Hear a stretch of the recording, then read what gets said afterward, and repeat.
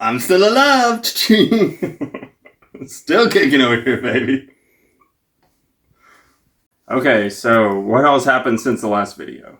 Well, let's see. I got another rituximab treatment, and then a couple days after that, I got a Magenspiegelung. I'm forgetting the translation for this endoscopy, something like that. Endoscopy, where they put a tube down your throat. So I got that. Then the third one was what happened after that. So that I ended up being in the hospital for a week because of the endoscopy. Then after that, I got corona. That was fun. What a blast! And then I just got my final PET CT, where they're going to evaluate and see how well everything worked. So it's taken that long to get all this, mainly because I got COVID, and that to get it out of my system, it took about 3 or 4 weeks, basically a whole month. And yeah, it was just taking forever. So that's pretty much everything that's happened up to right now. And then hopefully I'm about to get one more rituximab treatment. I've been waiting for 2 weeks to get in the hospital, roughly. They haven't had a bed free. And so then I'll get my last treatment, and hopefully I'll get some feedback on the CT scan to see whether or not there was, how well the treatment worked. Hopefully got all of it, but we'll see. So I guess I can go into details of each one of those. So the first thing I did is I got the rituximab treatment. I think I've talked about rituximab a lot on here. I had an allergic reaction the first time I got it. And then after that, all the treatments have been pretty much normal, pretty simple. But I still have to go in the hospital. Most people for rituximab, they just go in and they get it over the course of a couple hours and they're done and they go home.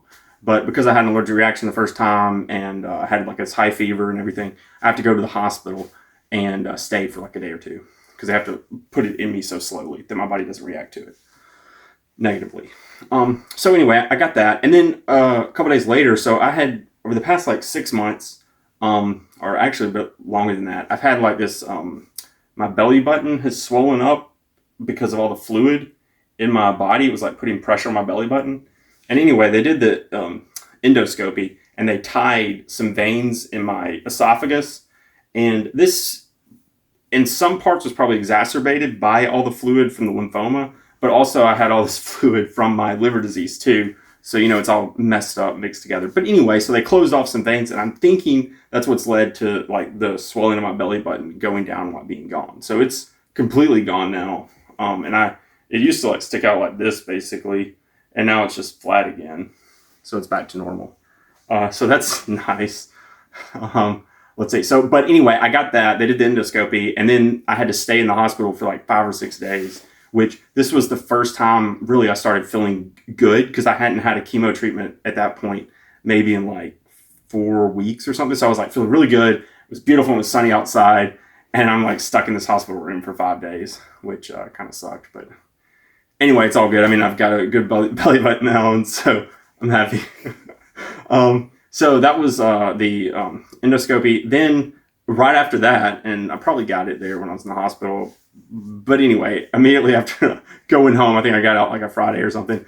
And then Monday morning, I wake up with COVID. And for me, it was kind of weird. I mean, I'll explain the symptoms I had and what it was like for me. So I got up in the morning, and all I can say is like my tongue felt like sand, like straight up sandpaper. Like it was sandpaper, and I was just so tired, I couldn't really move. So I pretty much ended up sleeping for 2 days, like nonstop.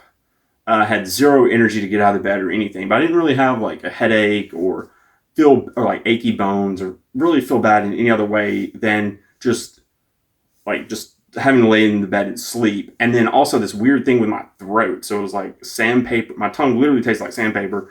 And even when I would drink water, like it wouldn't fix it. Would still feel like this really dry feeling where I couldn't taste anything. And then on the third day, like I remember Tuesday, so I got it Monday morning, and then like a Tuesday night, I started getting this sore throat. Like the whole time I had a little bit of sore throat, but then it got intense. And I mean, Anna can attest to this. I have a pretty high pain tolerance threshold. Anna's my wife. But I have a pretty high pain tolerance threshold. Like this is an example of me being an idiot, but I had extreme tooth pain at one point in Berlin. when we were living there. And I mean, it was brutal. I couldn't sleep at night or anything, but I just suffered through it.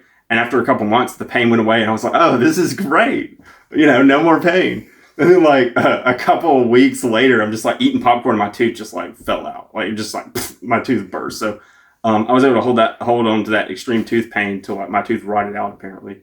But that was just me being a young idiot. But anyway, I have a relatively high tolerance for pain, and this sore throat was like by far the worst sore throat I'd ever had. Like I really had to get up in the morning. I took a pain pill. Like, it takes a lot for me to take a pain pill. That was intense. And so I had that sore throat that was like probably the worst I've ever had for a day, for a full day. And then it got a little bit better in terms of pain. And then I had a sore throat for a while after that. But it maybe took like a week in total to go away. But it wasn't nearly as severe after like 2 or 3 more days. And so that was like, I guess, a whole week. But really, sleeping the first 2 days, intense sore throat like the next 2 days, and then basically no real symptoms, really. But then I had to start getting tested because I had to have other treatments and stuff. So I kept going. I kept having to go to the doctor, and they'd be like, "You're still positive. It's too high." And so then I'd wait like 4 or 5 days, and then I'd go back to the doctor again. They'd be like, "You're still positive. It's way too high for us to let you." Like we have this value. It's called a CT value over here in Germany. And that's what they look at to let you into the hospital or not. And my value was always, without going into details of this, just it was always too much. I was too infectious. Because like once it goes, it's kind of counterintuitive the way this works, but once the CT value gets high enough, then you're not really infectious for other people, even though you have in your system. But anyway, that took like 2.5 or 3 weeks for me to get to that point. So I finally got to that, and now I'm at the point where I'm just waiting for a bed.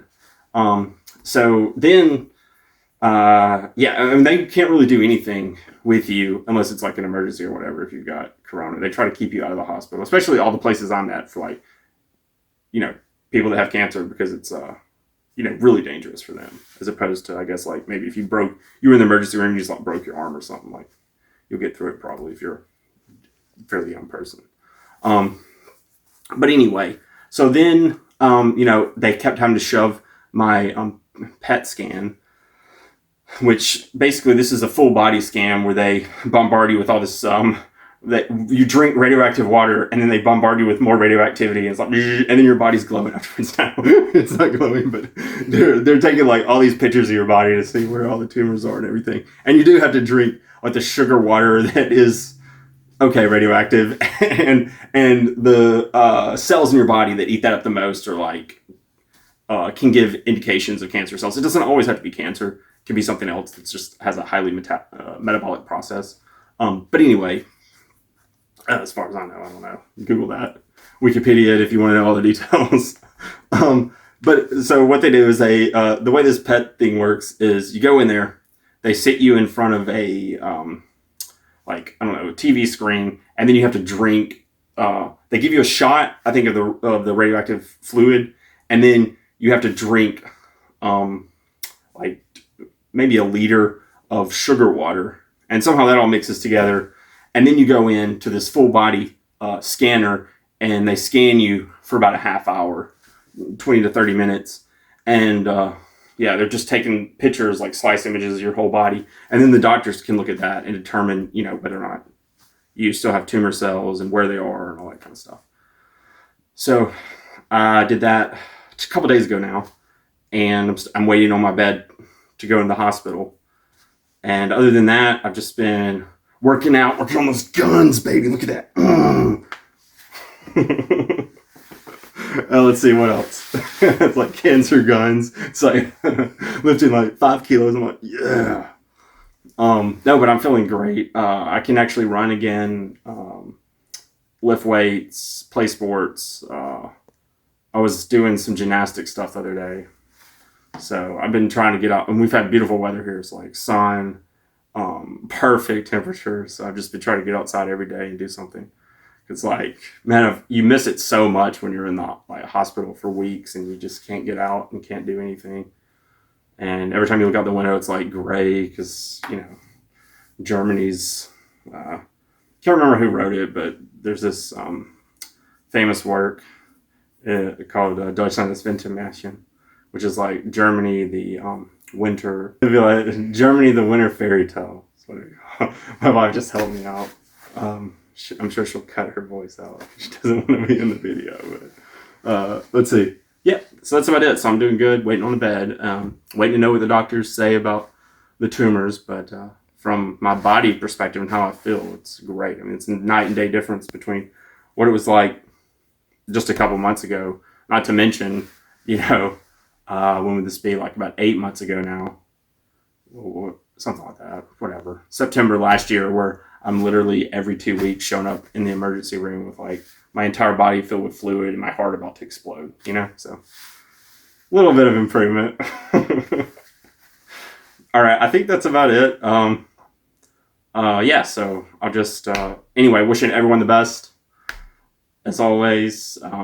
If you got lymphoma out there or cancer or anything, I would just say keep fighting through it. It's going to be rough, but you'll have good days. Good days will come.